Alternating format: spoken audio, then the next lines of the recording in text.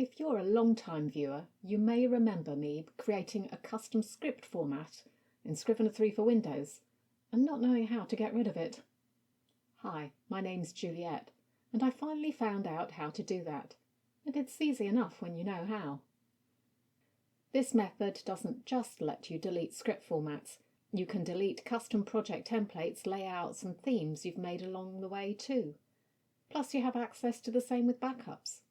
Go to the File menu and select Show Application Support folder. This will open up a folder on your computer. You'll see there are a number of folders within it. Now, the first thing to note is that these folders only show the templates, layouts, themes, scripts, etc. that you have created. So simply open up the folder, delete the item you no longer want, or I suppose you could save it to another folder if you just didn't want it cluttering up your menus, but might want it again in the future. It's possible you might have to close Scrivener and reopen for some elements, but the scripts just disappear immediately. If you're interested in creating your own custom theme, check out this video next.